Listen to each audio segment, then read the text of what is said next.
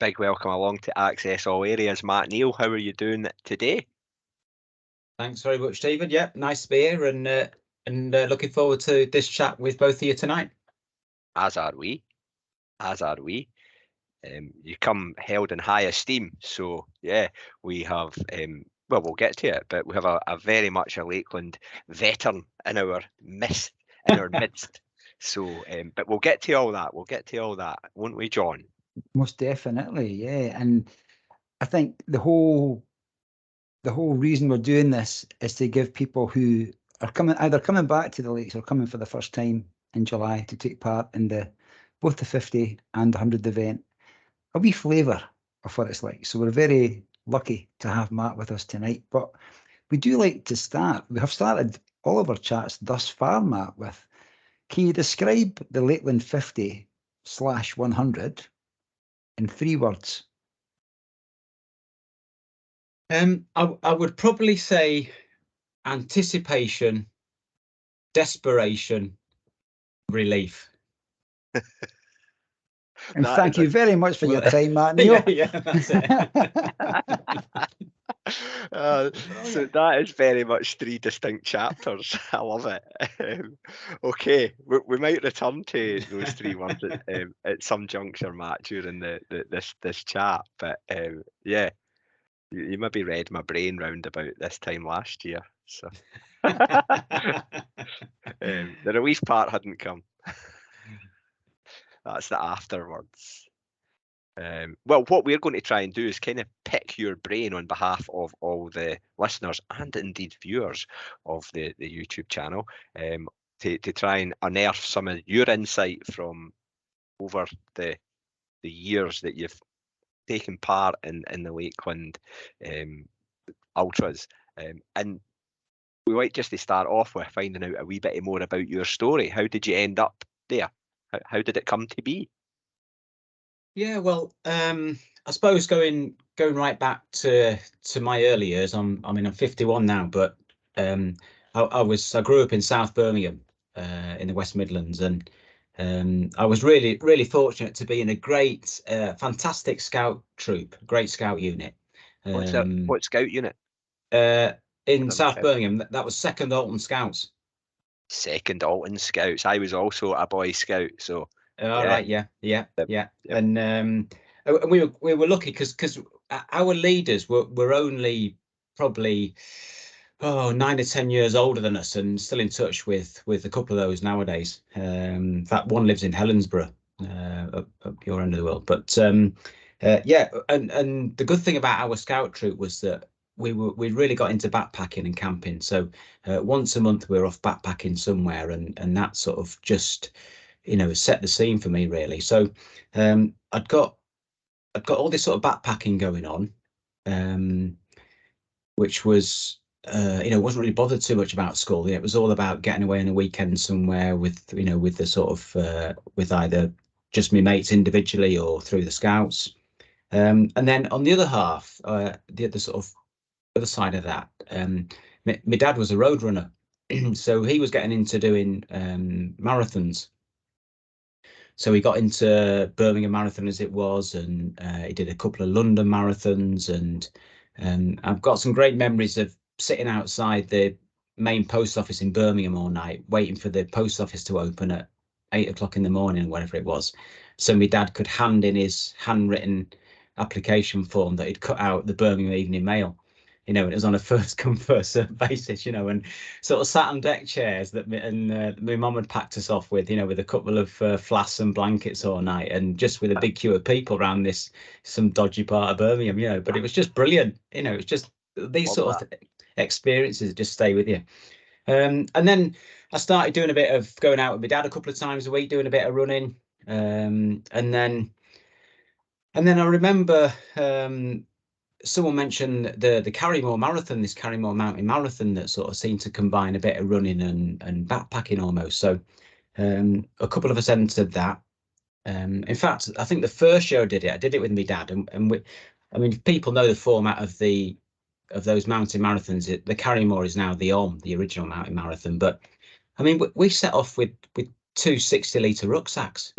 You know, we had a Force 10 tent with a cotton fly sheet, a Tranger, and all this sort of stuff. And you know, when we had our sort of obligatory half an hour at lunchtime with our sandwiches and got a brew on and all that sort of stuff. And so yeah, you know, I was sort of influenced by my dad and his running. And something that sticks out, something that sort of really sticks in my mind, I think, for thinking about the longer stuff was in I think it was in 1984. My dad was in the Snowdonia Marathon, which is I think it's still running today. It's basically a road-based marathon, but out of Llanberis or somewhere in North Wales, and the weather was absolutely shocking. It was your typical North Wales weather. And I remember being in this hotel, this I don't know what is the sort of basis for the registration or start and finish or what, but they'd got a television on with a film showing called The Terry Fox Story, and that was about a Canadian fella who had a leg amputated through cancer, and he basically ran 3,000 miles across Canada, and it was a film about that. And I can remember just lying on the floor in this sort of big, quite old, sort of fashioned hotel on this sort of like red stripy sort of carpet, looking up at the telly, watching this story, you know, for however long it was. It seemed like, you know, all afternoon, about this fella running across Canada. And I was just thinking, you know, my dad's running 26 mile here, and that seems like a big thing, but how's this fella doing this day after day after day? And that sort of stuck with me, really. And it was only really when I sort of got then into doing my first sort of long runs that you know, I sort of just thinking, you know, is that what really got me into all this? It just stuck in my mind, thinking it can't be possible. So yeah, and then I did my first 100 in 2006. Actually, I'd done a few. I did quite a lot of LDWA events. Absolutely brilliant for. I mean, even, you know, still today they put on the Long Distance Walkers Association. You know, their events are about a tenner. You know, you get, you know, you probably eat 30 quid's worth of food. You know, yeah, honestly, get yourself signed up. Yeah. I'm pointing at you, John. No. In fact, I think there's an LDWA 100 coming to Scotland in the next year or two. So look out for that. Absolutely superb. But anyway, yeah, did my first LDWA first 100 miler in 2006. So that's sort of what set me off on getting into the longer stuff. Right. Just on that Terry Fox thing, I remember watching that. I think the whole thing's on YouTube now, so maybe we can find that and link it in. It's a fantastic story, the Terry Fox story. Yeah. Changed a lot of people's lives, Terry Fox, and like being the inspiration that he was. So I'm delighted that you mentioned that, Matt, because I'd probably forgot about that somewhere. Yeah. And you know what's amazing? Just a wee side thing. People will be sitting, listening in or watching, going, sitting outside a shop or a post office in a deck chair. What's that all about? But that's what we used to do. That's what people used to do, you know? So brilliant. Pre-internet. Absolutely fantastic. Now people are sitting hitting F5, refreshing the button. Yeah. Whereas you were sitting there with a flask and sandwiches. Brilliant. Pay by postal order or something. Yeah. Brilliant. Now you've got Entry Central or whatever these systems are, just doing all the heavy lifting that used to involve. But then that lived with you, Matt. That moment, definitely. Sitting there with your old man, sitting there, and that's a memory. So yeah, maybe we need to encourage Mark that we reintroduce that. Yeah. Or sat outside Warrington Post Office for 48 hours before it opens on a Monday. Yeah. Let's not give him ideas. Yeah, but then you say 2006 was your first 100, and that was your, introduction into the sort of century mile mark getting hit. When then did you take up the Lakeland challenge? When was that on your radar? Well, I remember seeing the first one advertised. I think the first one was 2008, wasn't it? So at some point I must have seen an advert for it. And if I'm being honest, I remember I did a couple of Lakeland LDWA 100s before that, But I remember seeing that advertised in 2008, thinking, well, actually, what put me off on the kit list for that at that time, you had to carry, you had to have a GPS with the GPX trail on the route, and I didn't have a GPS then. And going back to sort of 2008, the thought of having to get a GPS, upload work out what a GPX file was, and load that onto this device, and connections and all that sort of stuff. I mean, if I'm being honest, that put me off a bit. Yeah. And if you think about it now, you probably send a GPX file from one device to another whilst you're in your lunch hour at work and doing something else, and it's seamless, isn't it? It sort of take minutes to do. It's not a problem. But yeah, I saw that, and then I didn't really hear much about the event, but I got talking to a lady that had entered it, and she hadn't finished, and she'd suffered a bit, I think with the weather, and she'd quite enjoyed it, and was sort of telling me how sort of tough she found it, and yeah, so that I think that sort of reignited me as something that might be worth a look. And I mean, I probably spent the next 6 months trying to work out what a GPX file was and who I could borrow a GPS off.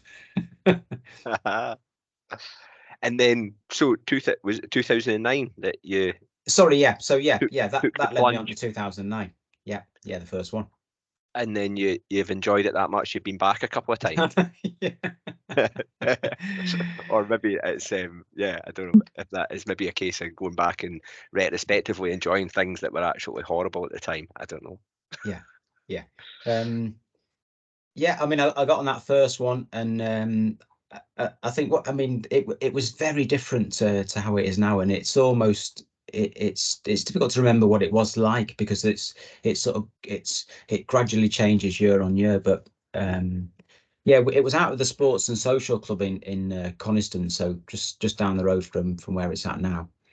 And it's basically the sort of club there is a bit like a rugby club type bar, so it's quite a small arrangement. And I can just remember us all, everyone was sort of perched on maybe 3 or 4 sofas in the bar area, and maybe a dozen sort of bar stools, and Mark, and I'm sure Terry was probably there, just gave a bit of a chat, and then that was the sort of briefing really. And there was 40, just forget how many starters there were, but there were 46 finishers on that.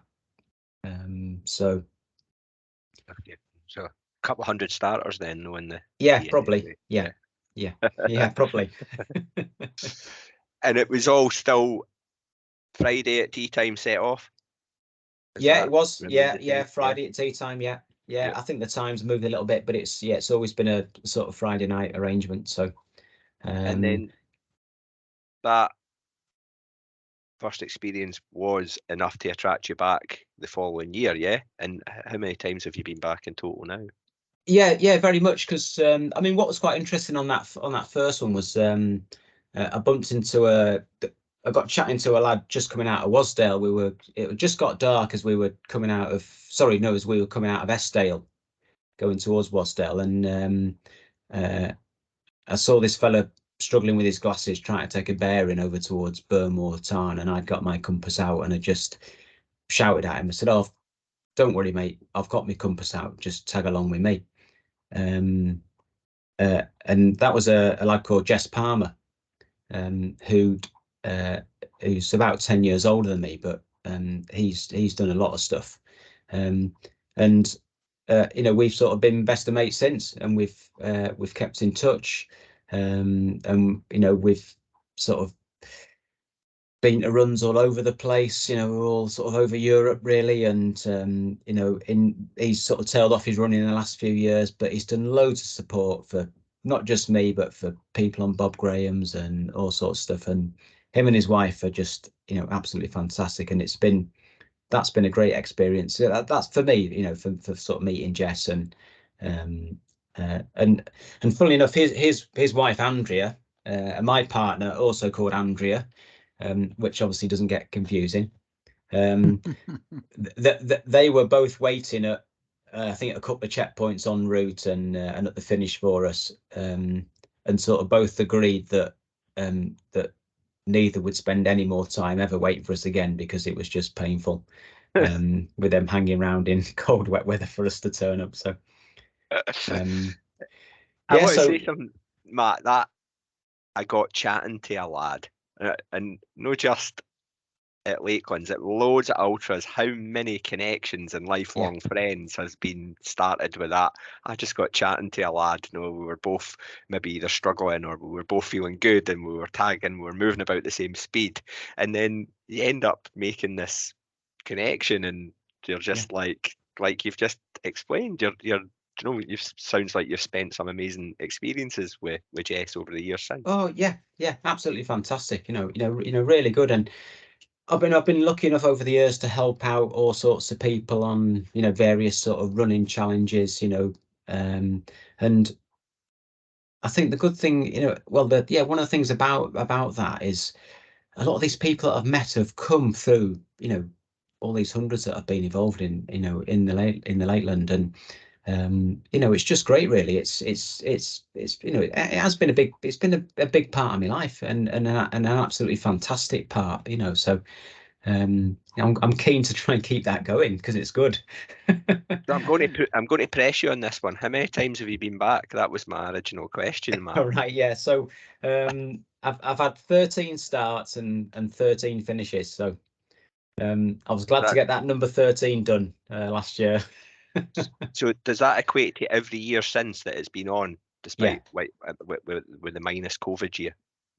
So I missed the first one, 2008, and 2009 was my first, and I've managed to be successful in getting a place ever since. Fantastic. And sorry, John, and you come. No, I remember in last summer coming down the last bit. I think it's very technical. You might not, Matt, okay? Yeah. But I was sort of hanging on, and I was speaking to a chap who was finishing the 100 for the 5th time. And do you get a bit of slate for the 5th time? Yeah, you do. Yeah. So what do you get for 13? I'm still waiting for Mark to come up with something. Because that's quite phenomenal. You know what? A lot of people are all different, but you've obviously described your passion for the outdoors and for these and being good at these long distances. A lot of people, this is a once in a lifetime thing, and they'll do that. And you spoke about it's a big part of your life. When somebody's training to take part in an event like the Lakeland 50 or 100, you're investing at least 2 or 3 years just to do it once, So we'll probably go on to this with people coming along for the first time. But I'm keen to know what keeps drawing you back. It's as difficult as it is, doing that 100-mile run, it's so much more than just a 100-mile run, isn't it? It's the whole sort of build up, even outside of the weekend, but particularly that weekend in itself is just it's just incredible. And what Mark and his team of volunteers have built up, which has just sort of developed bit by bit each year. It is just such a good experience, and as you'll know, it's there's just why wouldn't you want to go back to that? It's almost the fact that the enjoyment triumphs out of the sort of pain and suffering that you need to go through, and that in varying degrees to sort of get around. And so Can I just say, Steve and I are sitting nodding here. We've never touched the hundreds, by the way. Just to be clear. To be clear, but it'll come. Don't worry, you'll get there. But also, I think you're right. There's that. I've never experienced anything like it. I'm talking even about the Friday during the day. Both times we've been down, we've arrived on the Friday during the day, and there's that buzz going around, and it's quite brilliant. And then you get the kids race going off, and you know, and the 100 starting. It's really, it's quite an emotional experience. Can I ask though about, we'll speak about food a lot more later on. And these your first time in 2009, were age stations similar to what they are now, or have they evolved as well? Oh yeah, that they've changed massively. I mean, 2000 and yeah, well, 2010 particularly was quite a wet year, but I can always, I mean, Wasdale is a great example. You won't have just experienced the checkpoint at Wasdale, but that's usually run by the Sunderland Strollers. So, you know, absolute, you know, cracking running club from the northeast, you know, full of life and joviality, which is, you know, just sort of what you need really. And various themes going on there. So it's just, when you arrive there, it's almost like some kind of out of body experience, because you never quite know what you're going to walk into. And so if people have experienced that in recent years, that is a complete contrast to the first couple of years when it was, I remember coming down to it in 2010, and that was a really wet year. There was quite a lot of flooding around. And it was really windy. And I remember coming down to Wasdale, there was basically a Land Rover. A fellow had just driven off road a little bit, and he got a 110 Land Rover parked up, and on the bonnet of that Land Rover was a sheet of plywood about 2 foot by 2 foot, probably with about 15 2-inch holes drilled in it, and there were these polystyrene cups that he was filling up with a jerry can full of water. And I mean, the fells were absolutely awash, you know. Even on the sort of top of the passes coming over, there was a couple of inch of water just, you know, right on the top of the passes, and just all the path. And the last thing you really needed was a cup of water. And it got a square box. You remember the red rectangular boxes? Were they Rover biscuits or something? You know, Yeah. inside a bit of foil. It got a box. It was like a box of biscuits and you know, just cups of water. And just before we got to the Land Rover, this was sat on his bonnet, was this plywood sort of arrangement. And just before we got to the Land Rover, this gust of wind came and just blew the lot straight off his bonnet. And it was just like chasing bits of plastic cups blowing around, and you know, we just wanted to get down and out of the weather. So yeah, you know, and nowadays, you know, you're turning up and there's just such a good spread, you know. So yeah, it was certainly well stocked, I think's the word that I'd use to describe the checkpoints that I experienced down there. Well stocked. I've never went through that checkpoint, but I've seen the photographs of the Sunderland Strollers, and they put on a great show, man. It's absolutely fantastic. Yeah. Got to say a big thank you to everybody that plays a part in that, you know. So if you're out there running or walking, whatever you're doing, say thank you to them, because they're giving up more than their weekend to do that. So thank you very much to them. Yeah. Okay. So yeah, 13 Lakeland finishes. Matt, well done on that. Lakeland 100 finishes, I should say, because that's pretty astonishing in itself. But have you got maybe a standout memory from those 13 years? Maybe two. There's a lot of memories there. Yeah, there is really something that really jumps out. Yeah. I mentioned earlier, 2010 was a really wet year. And I think that was the first year for the hundreds. Sorry, the first year of the 50 running as well. And this stood out because I was running with me newfound mate Jess Palmer, and we finished together again in 2010. But everyone was slipping and sliding. The first, you know, the sort of first half up to Dalemain was just incredible, and in the end you just stopped asking people if they were all right. But it turned out me mate Jess coming down Blacksail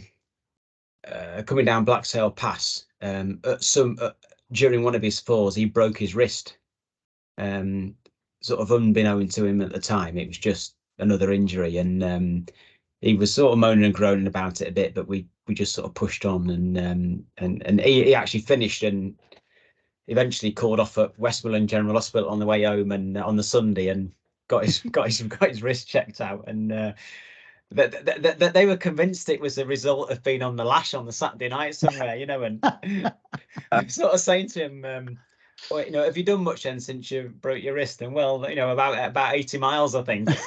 But anyway, he got sorted out. But yeah, getting back to that year, that the weather was awful, but by the sort of Saturday morning, come lunchtime, it started to clear up, and the day was changing dramatically. But everyone on the 100 had just got so cold, sort of during the night, that when we went through Dalemain, we, even though it had stopped raining, people were still in full waterproofs because they were that cold. And yet when the 100 runners set off, you know, the sun was, you know, it was turning into quite a warm day. And so the 50 runners set off. Sorry, yeah, when the 50 runners set off, Yeah. sorry, yeah. You'd got 50 runners in sort of vest tops and shorts running past us that had still got full waterproofs on, you know, still got wet clothes on. And they were asking us, you know, everyone was saying, you know, are you all right? How have you got on? And they were just telling us of the carnage that had been on the campsite at Coniston on the Friday night. You know, people were out laying on tents, trying to stop tents blowing away. You know, the 50 runners were sort of moaning, you know, complaining really that they had no sleep because of all this big storm. Yet we'd been out in it all night, and it was, you know, as they were asking us if we were all right, it was sort of putting their experience into perspective with ours. So it was just this bizarre situation of that's what I remember, you know, people in completely different clothing, yet running at the same time along the same route. Yeah, really was. So and yeah, the weather can dictate so much. And you know, yeah, we I think we've spoken about it before. John and I certainly have, out with this access all areas thing, is the it's something that you can't, it's a non-controllable, you know, so yeah, you need to expect it, and you think July be all right, it's, yeah, you know, but then it's the lakes microclimate, isn't it? yeah, And it's sometimes yeah. I far mean, from all right. the last few years have been sort of quite, you know, sort of hot and humid, really, and you know that. I mean, I'm not that comfortable in that sort of weather, and I get myself into a bit of a tiz-was on the Friday afternoon when it's that warm, you know, and trying to have a bit of a lie down in the van or somewhere in a bit of shade, and you know, you can't, you know, just thinking about the heat and stuff. But yeah, we're probably due another really wet year. Well, that's what I keep hoping for anyway. I was going to say that's almost you out doing a rain dance. I just got some wee things popped into my head there, Matt, when you were talking about the 50 runners and the 100 runners, and I've done it myself. And the 100 runners for me, get held in quite a high regard, and it's normally between after Dalemain, you're catching up on the way to Howtown, you're passing some people and things like that. What's it like for you as a 100 runner, having the 50 people saying, well done, mate, well done, mate, well done, mate? What's that like? Oh, absolutely brilliant. Absolutely brilliant, John. Yeah. Good. It gives you such a lift, because I suppose what's quite strange is when you're running along, you can hear someone, you know, catching you up behind, and I mean, I'm a sort of, you know, mid-packer really, so you know, I'm not that competitive against other people. If I can try and beat my time from the previous year, great. If not, I'm not too worried. And that's for on any event that I'm doing, really. You know, it's just how it goes. But yeah, I think for everyone, when you hear someone running up behind you, you're thinking, blimey, they're moving all right. But you've got that hope that it's a 50 runner. Yeah, definitely. So, you know, and then yeah, definitely when you get people shouting out, you know, well done, and you know, you're doing well, and you know, crack on and all that, it's fantastic, you know.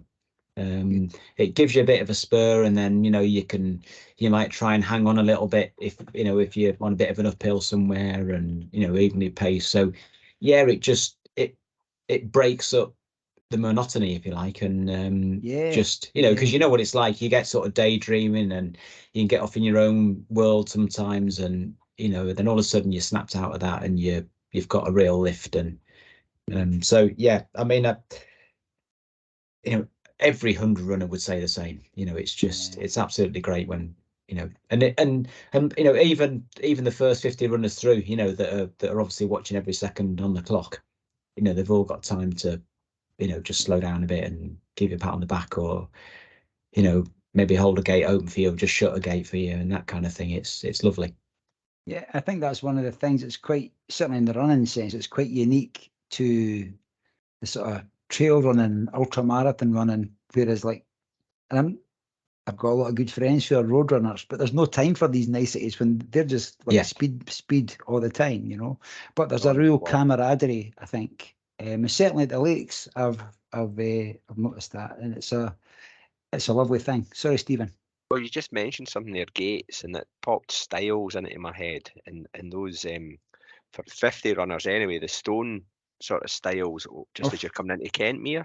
Oh yeah, and they're well, slippy when wet, because it's, I don't know what you call these type of things, Matt. You maybe know the official name for them. Well, you know, we'd probably call them stone step styles. Stone step styles. Yeah. That's quite a tongue tire, isn't it? Don't say that. Or you might get a stone squeeze style. Okay. Right. Anyway, they're a pain in the arse. That's a whole different podcast. Yeah. Because so at that point in time, so I'm thinking, Kentmere, what you're going to be about 75, 80 miles into the 100. That'll be the last thing you want to see. Oh yeah, those. I mean, those steps just get bigger every year, and you just like, you know, getting through, just squeezing through them, like you say. And the last thing you want to do is slip off one of those. Yeah. Sorry, God, yeah.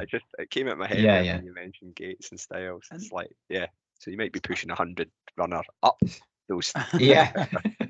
I've just had another question pop into my head. You mentioned about being competitive with yourself about previous times. What's been the sort of your best year, Matt, time-wise? My best year was in 2021, so quite recently, really, and I did 26. Just got it written down here. 26:28. Wow! So that's fantastic. Yeah, and I think my longest time out has been 32. Was it about 32 and a half or 32:40, something like that? I think that was that might have been that. That might have. Oh, that was that. I think that was probably the first year. I think was the slowest. And that makes that makes sense. Yeah, you're recce. That's it. Yeah. Matt, 2021. That was the year that John and I first went down and did the 50. It was Johnny. Yeah. That was warm. It was. Yeah. It was warm, and you were saying that sometimes isn't your favourite condition. So well done on nailing your best time. And no, I was really chuffed with that. So you should be. Yeah. That's awesome. I mean, you know, it's horses for course, isn't it? I mean, you know, definitely my main aim, you know, with almost all these events, long events that I do, you know, it is to complete it really. And you know, I'm you know, that would probably get a bit boring for some people. You know, I think if I've always had a bit of an aim to, you know, I've always thought in some of the early years, I wonder if I could do sub 24 hours. You know, after I got a few finishes, and but I don't think, I think the fear of not finishing now, or, you know, of not completing, probably sort of outweighs the desire to sort of push for that sub 24. But really what I should do, if I had anything about me, is really set myself up for a challenge, and, you know, and it's sort of shit or bust, isn't it, you know, and really go for it. And I think if I put the time in and just concentrate on this event, I might be able to do it. But I'm really comfortable with spending more time out in the course and stopping and having a good chat with people and eating plenty of food and enjoying it, you know. That sounds much more memorable than a sub 24 to me. Yeah. And you're right, because if you did go for the sub 24, it would mean starting faster. It would mean pushing on more, and that would maybe suck out, for me, what I'm hearing from you, a lot of the reasons that you actually do it and enjoy it so much. So yeah. I think you're doing yourself an injustice when you're saying, if I had something about me. I think there's plenty about you. I think there's plenty about you, man. That's quite phenomenal. And you know what? I agree 100% with what Stephen's just said there. That there's and you said yourself, going about chatting with people and things like that, you would probably have to give that up if you wanted to go for that 24. But you know what? 26, 28 is not that far away from 24. No. Yeah, I was happy with that. Yeah. That's fantastic. Happy with that. Yeah, brilliant. In fact, I was lolling about in the DNF tent at Kentmere. You probably come stoating past me at one point, Matt, to be honest. There you go. I wish I'd said hello to you. Is that where you were? Is that where it ended for you then? It did that particular year. Yes, it did. That's where I bumped into John eventually, who tried to boot my ass out of the tent. But anyway, I think John got to the finish line before me still. Yeah. It wasn't the best place to DNF. Oh yeah. But anyway, so that's just how it rolls sometimes. Another wee question. Just want to clarify. Stephen went back last year and completed it. He went back and scratched that itch. So did that last year. You were talking about the weather in 2010, and it was making me think about the sort of kit that people wear. And we asked this question quite a lot on a lot of the sort of recordings that we do. Is there a bit of kit that maybe not your favourite bit of kit, but you will always go to because you know that works for you? Have you got a bit of kit that you would not start without? Yeah, I think it's a good question. That I think I think just talking about kit in general first. I think a number of perhaps if you say the first timers, and don't mean that in a derogatory sense at all. No. I think a lot of people, just try and pack kit that is on that compulsory kit list. I carry quite a bit more kit than what's on that. But I think that stems a bit from my sort of background of coming really from a backpacking world where, you're carrying the kitchen sink. But just, if you've just nailed everything down to what's on that compulsory kit list, if you're interested in finishing, I think you're cutting down on the flexibility that you can give yourself if things start to go a bit pear-shaped. So there's a couple of things that I think are underrated. A Pertex wind shirt, so really lightweight, just a Pertex sort of zip up jacket, wafer thin, goes down to the size of an apple. Absolutely tremendous bit of kit, in terms of the difference it can make to your body temperature. Just you can regulate your own temperature really easy by zip up or down, pulling the sleeves up and down. So lightweight, and it's in terms of helping you build up a bit of a layering system. If things go pear-shaped and you've got to walk quite a bit, or the weather comes bad, or you're coming out of checkpoints at 4 or 5 in the morning when the temperatures drop right down all of a sudden, or you're in a bit of you're dropping into a low spot where all that cold air has sunk to, that for me as a part of a layering system, Pertex, windstopper, wind shirt jackets are just fantastic. And they're not expensive, are they? They're not. No, they're not. And you can get sort of cheaper versions of Pertex, or it's the usual thing really. It's horses for course, isn't it? And try and get the best you can afford, whatever that might be. But generally speaking, if you can afford a nice bit of kit, the quality is generally there, and it will hopefully last you longer than what it would have done, buying a couple of cheaper versions if you can. But it's not easy, is it, nowadays? Kit's not cheap, and the marketing is relentless, isn't it? for must have, the sort of latest kit. When So you get the green-eyed monster as well when you see somebody else with oh, that. you do. Like, Yeah. and you're like, Yeah. ooh, that's Yeah. I like that colour. Yeah. Not like I either need a new jacket or in a new colour indeed, because the one I've got is perfect. So it's sometimes though just that, like, yes, Yeah, that's it. magpie. Oh, But you're right, it can add up.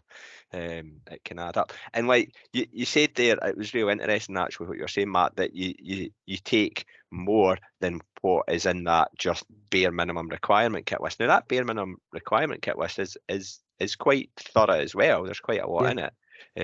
But when you're saying that you've been used to carrying a heavier pack over the years just because of your background in long distance walking and backpacking, so that almost feels familiar. For many people, putting on the essential kit for the first time feels cumbersome. It's like you're a pack horse. It's like you're, especially people who have done shorter distance to ultras or mountain runs before, where it's a little less. And I think what I'm trying to get at is that it's how essential it is to practice with that full kit on, and not just experience it maybe for one long run before the actual event or something like that. Just get out there wearing that when you're doing your regular weekday runs.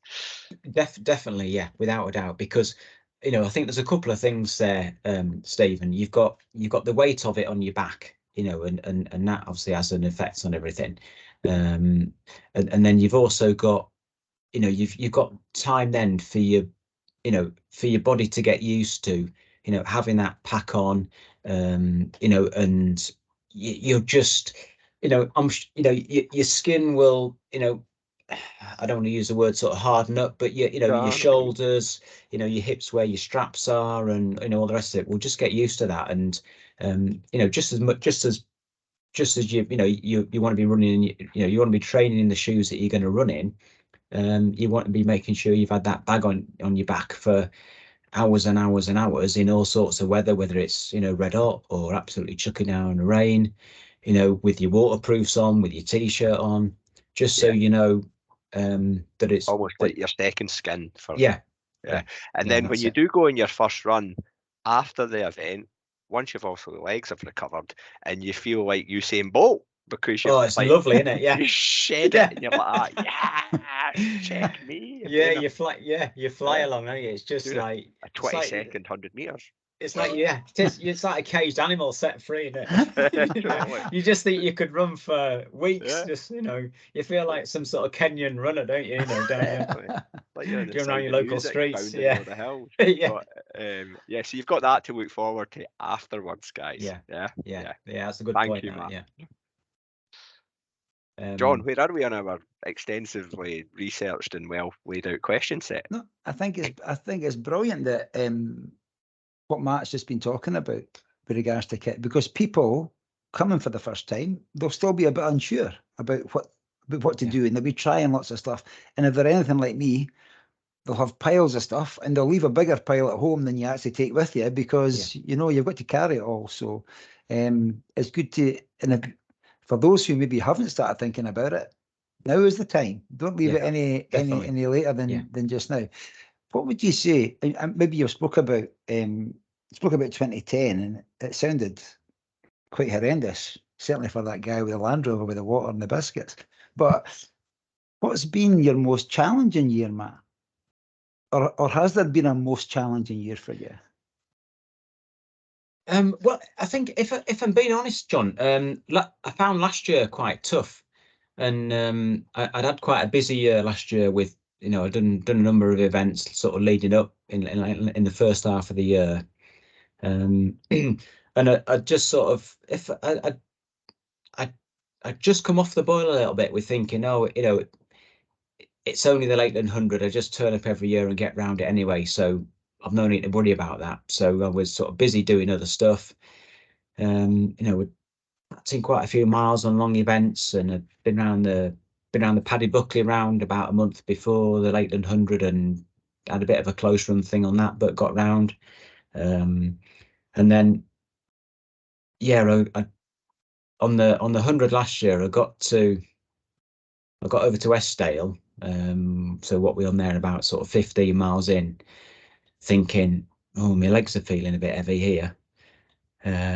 You know, I haven't quite felt. I feel like I should be at Braithwaite or Blencathra Centre at the moment, and I'm sort of 15 miles in. So I mean, I hung on, and you know, it's sort of same as everybody went through, ebbs and flows of feeling quite good and then struggling. But yeah, I sort of scraped round all right last year, just as it got dark on Saturday. Well, a bit into dark on Saturday night, but it's apart from probably, it's difficult to remember those difficult early years because you scrub that from your memory, don't you? But yeah. So last year was a tough year, and then it must have been in the early 2000, in maybe 2012, 2013. I had a couple of years where I had a really bad problem with me with maceration on my feet, and it was almost like the layers of skin under my feet were just delaminating and just coming off, and it was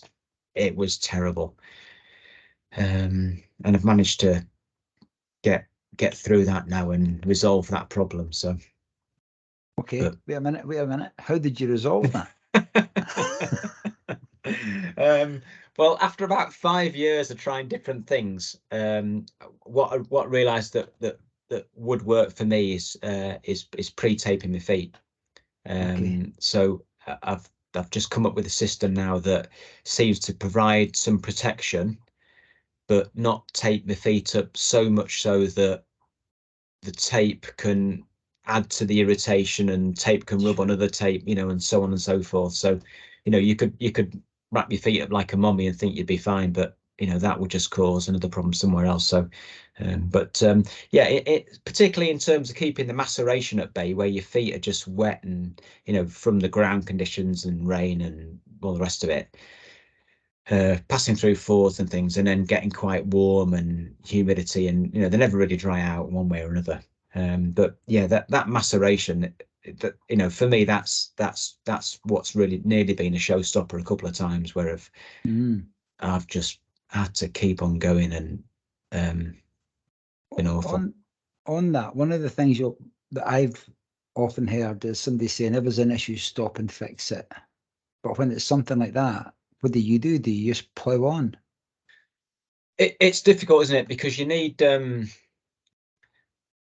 think with all these things, if you can try and spend a bit of time thinking about what you might do in a scenario. So, for example, you know, if you get into Wasdale and you've got some hot spots on your feet, or you've got a blister already. I mean, I once set off on an 80 mile race, and at mile 3, I'd got a blister forming on my heel. You know, and I just need to stop and get that sorted out. But have a think about what you might do to sort it out. So if you start to get some chaffage on your back, what are you going to do to resolve that? You know, if you get a hot spot and you're coming into Eskdale, how are you going to treat that? And have you got the stuff with you to sort it out? You know, if you start to get some chaffage where you really don't want chaffage, and I've been there with that as well, you know, who are you going to get to have a look at it if you can't see it, so you can tell exactly what's going on, which is where you need my mate Jess Palmer, because that's what I got him doing. I've known him for about 17 hours, so I thought that was perfectly acceptable to get him to have a look whilst I bent over. It's a VIP role. I said roll, John. Yeah. Yeah, and if you can just do a bit of pre-planning, at least you know because on the hoof, sometimes trying to think what you're going to do to sort yourself out, you know, it's not always the best, and then it means that you might just pack a little bit of extra tape, or you know, whatever you think might work, and until it's happened, and until you've unsuccessfully tried to treat it, you know, having a bad day out is just such a good learning point, isn't it? You know, you learn so much about yourself. Yeah. But again, it's important for people coming for the first time who've maybe never had the experience of having to take off a shoe and a sock and put on a blister plaster, something like that. Yeah. For me, I would say, even if you don't need it in your training runs, stop and do it. So you experience what it feels like when your legs are tired and when you don't feel like bending down or sitting down to do that. Practice it before you actually get on the course, you know. So that's a great tip. Can I also ask, these questions just keep forming in my head. If you're happy to share, what do you wear on your feet? What shoes or boots do you wear? Cup of tea, sorry. That's okay. Yeah, well, what I've got into the last the last few years, I found La Sportiva shoes to be to be absolutely excellent. In the early years, I ran in some Innovates, and the early Innovates were going back to they were like the 319s and the 320 models, the equivalent of the Rock Lights, and fantastic, grip, really good. But just I had trouble with my feet with those. I still use Innovates for sort of shorter runs, but I just found the Sportivas to be so comfortable, and I've tried various models over the years. But yeah, just putting them back on, they're like slippers, and I'm at the stage now where when I get to Dale Main, if my feet are fine, I won't even bother changing my socks or my shoes. I'll keep with those. But yeah, without a doubt, comfort, for people that are interested, sort of mid-pack runners, people that are interested in completing, the thing to go for is comfort. Find something that is just really comfortable, and the grip and support for me, I think, can be secondary, because if you can look after your feet, that'll you'll get round. And what model, what La Sportiva have you settled on? Is your favourite? Well, I've been for the long stuff, like for 100 miles and further. I've been running in some Cryers, which are sort of a bit different. They're quite a sort of built up shoe, really, and there's quite a lot of support on them. But on the spine, for example, they're great. Even after stopping at a checkpoint, taking them off at say 200 miles, and then having a few hours off and then putting them back on again. Whenever I put them back on, I never think, I can't go out in these. You almost dread putting them back on, but you sort of put them back on and you don't even think about it. And that's worth its weight in gold for me. A good pair of bathies. But it's taken a long time to get there, It sounds like you're being a bit of trial and error.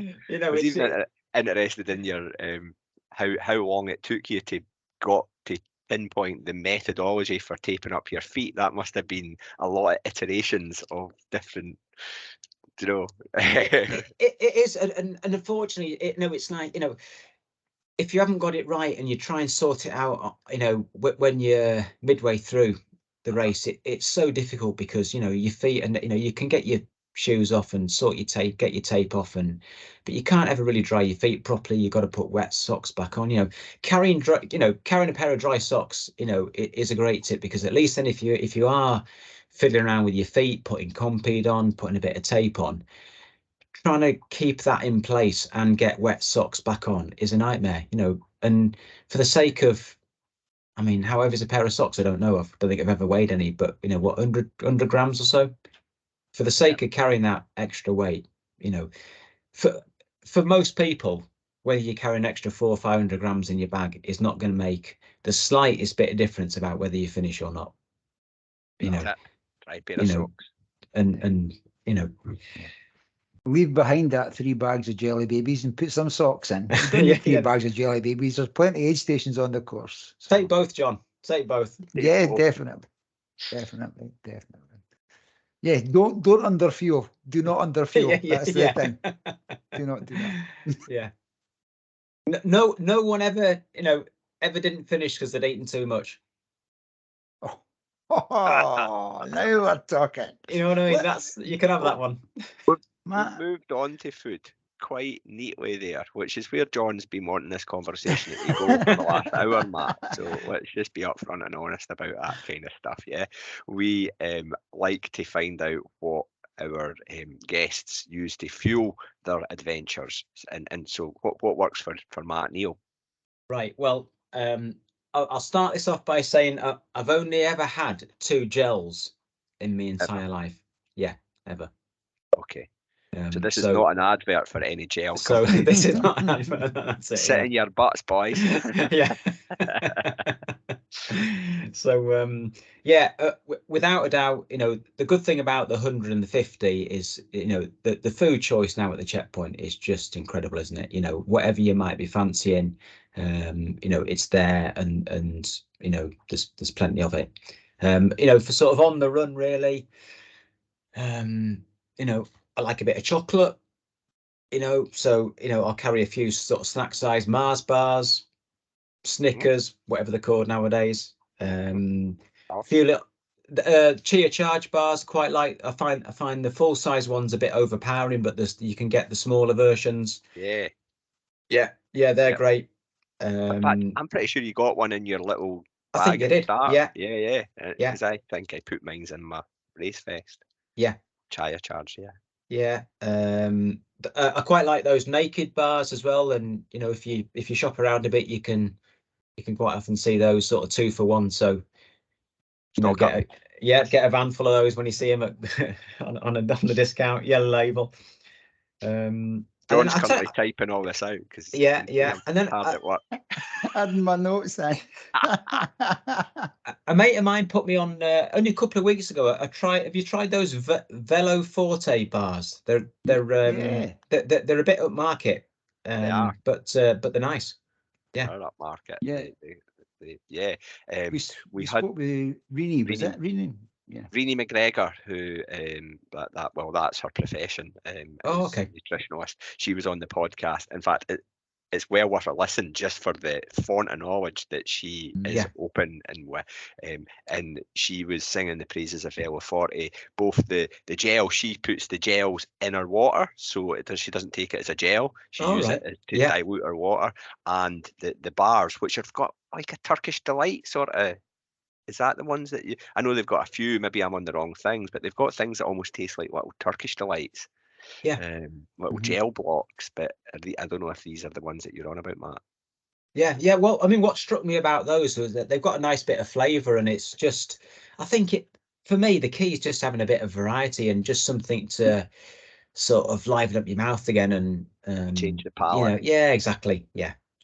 So so very much sort of, real food. That's that so the Lakeland 100 is great for that, because you can you can pare down really what you need to carry between those checkpoints, as long as you're happy with I mean, soup's great, bread rolls, anything, just shovel it all in.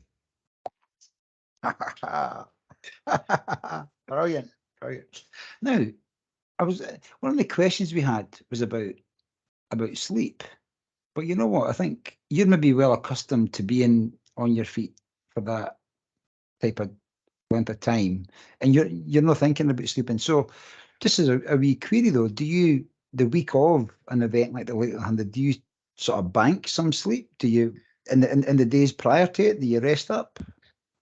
Well, I mean, you try to, and I think everyone's probably got that on their minds, haven't they? But you've got, most people have got the rest of their lives, haven't they, getting in the way, and stuff happening at home, work, families, kids, whatever. So you can sort of guarantee that there's probably going to be some mini crisis in the week before that just disrupts your thinking. Great, if I can try and get to bed for 9:30, for 3 or 4 nights on the trot, and then you're still moping around at 11:30 trying to sort some problem out somewhere or get something ready for the next day. And so I try to, and if I can on the Friday afternoon, if I can try and have a couple of hours just laid down in the back of my van or in a bit of shade somewhere, just somewhere out the way up, and try and get, I always think it's nice if you get an hour or two sleep before you set off on that, for us on the Friday night. 6 o'clock start it is now, isn't it? Yeah, 6 o'clock. Yeah. But I mean, I might get 20 minutes, half an hour sleep, but the same as everyone else. My mind is racing around, and you're thinking about your kit, and getting your clock watching, and just got that apprehension really. And see, on that 6 o'clock on the Friday when the 100 runners set off, and I just want to say, if you possibly can, make it along to that if you're not participating. If you're participating in the 100, you better bloody be there, Yeah. right? But if you're just there to do the 50 or there to support or something like that, try and get along to the start of the 100 because it's electric. It's a fantastic atmosphere in Coniston, and yeah, just as the runners set off and just the anticipation all starting to, well, it's been bubbling away, but it's the real boom, wee bit of Pavarotti or whatever it is they play. Yeah, and it's great. You're running out of Coniston, and there's there's people 5-6 deep, both sides of the road, and I mean, I don't know because obviously I haven't done every event in the country, but I'm not sure there's another event like that in terms of atmosphere and support and the encouragement that you're getting. Yeah, you probably would have to. Yeah. But no, it's there. You've got to look forward to. I think when you were saying there, Stephen, about it being electric, it is. And Matt, you'll be in the school area, and I'll be buzzing in there, and the guy singing and all that. But in the street, the stewards, got to say, they do a fantastic job because you can't see the street, and they somehow create this area for the runners to come through. But everybody's then sort of just packed back onto the pavements, and it's not just the 50 runners and family and that. Everybody's out from the town itself, because they take a great pride in it, and it's just an amazing buzz, when people go away, and then all the 100 runners are away. Everybody's back in the campsite, and then they start shitting themselves because they're going to do it in the morning. That's how the queue at the portal was so long. No, it's fantastic. This year's theme is Coniston.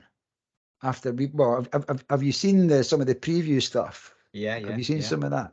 Now, for somebody that's done 13, you'll have witnessed a number of themes. Is there one that you think that was fantastic, or? Well, I think after the year after COVID, because it was it was a bit of a bad year, wasn't it? So I think that was the Blues Brothers theme, wasn't it, in 2021, and that was just that was just fantastic, wasn't it? It was just everything about that was just. It was just brilliant. I can't even think when all this sort of theme thing first started. I don't know where. Yeah, when he slipped it in there. Yeah, exactly. Yeah, but it's great, isn't it? Because that just adds another element to it, and it differentiates it for somebody who's done 13 of them. You can start differentiating it in your brain, because you're like that was the Blues Brothers year with the band back together. That was the Make Legends Not War it was last year. This year it's, well, I'm assuming Mark is going down the Yellowstone theme, and and can imagine what he's got in his brain, in his warped mind, to serve up to us all in July. Can't wait. We were actually my wife and I were on holiday in February. We were crossing Lanzarote. I think we missed Mark by a week. I think he'd been there actually. And my wife, she gets the race t-shirts.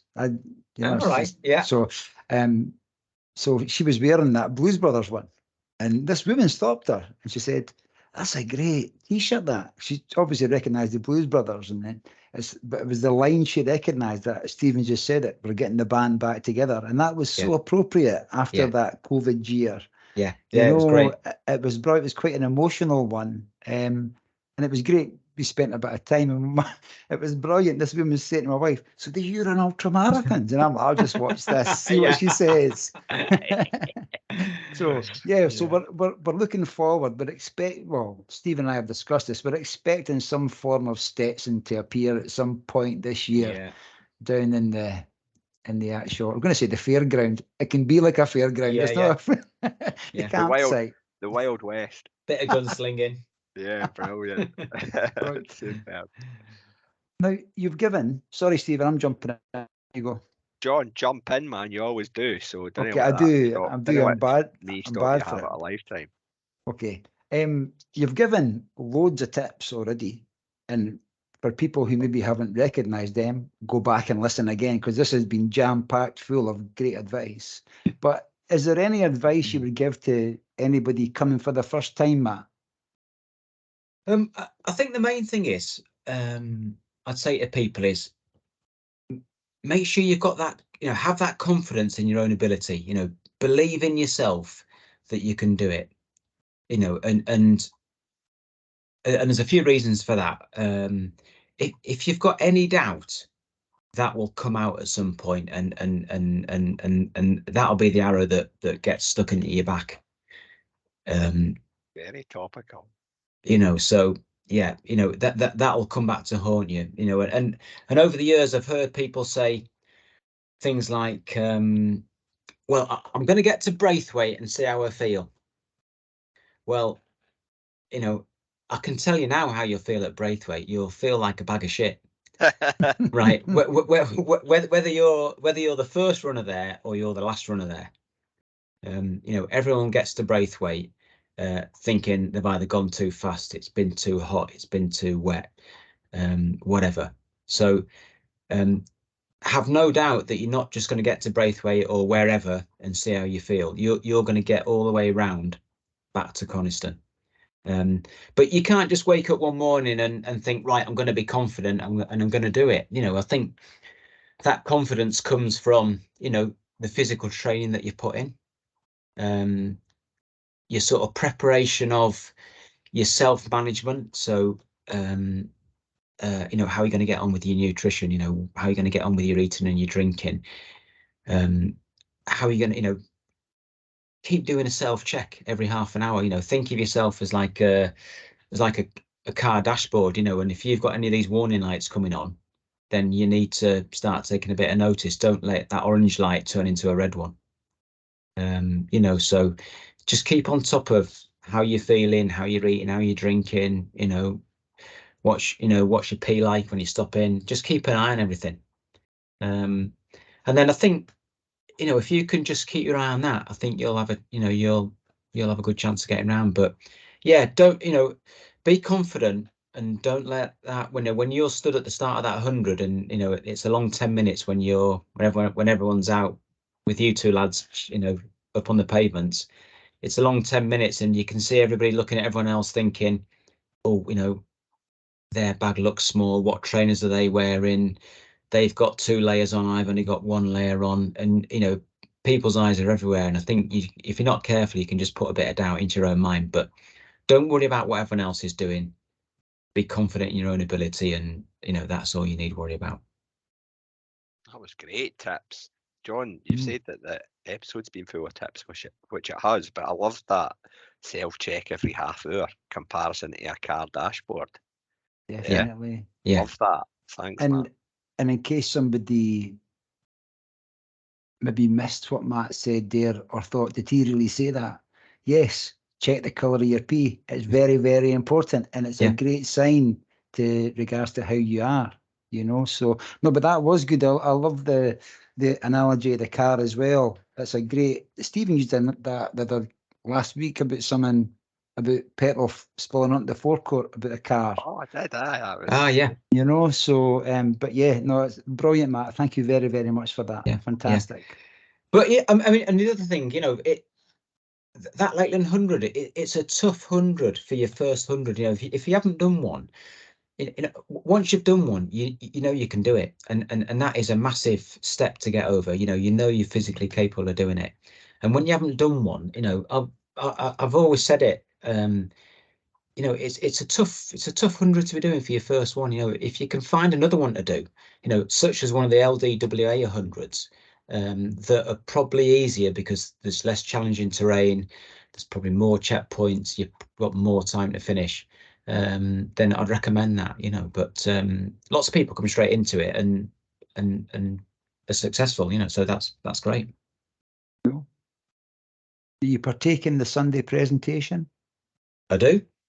Yeah, do you want to say a wee bit about that for those that haven't been before, about what goes on? Yeah, I mean that is something else, isn't it? That's that is just incredible. Yeah, I think even if you're not into running, I mean, my long-suffering partner Andrea, who's years ago, she is beyond turning out and watching me run round and all the rest of it. Even she enjoys coming along to that. And my dad came along last year as well to see that, which was great. But yeah, I mean, I'm not sure who else could just get away with that apart from Mark. Really, he does a brilliant job. So if it's your first time, or if it's a time you're coming back and you haven't stayed for the Sunday presentation, make sure you go along this year. Yeah, don't miss it. Don't miss it. It's Cool. not just about, is it, the first few people that have finished in each of the different classes. You know, there's something for everybody. You know, Celebration. It really is. Yeah, it's great. Cool. Brilliant.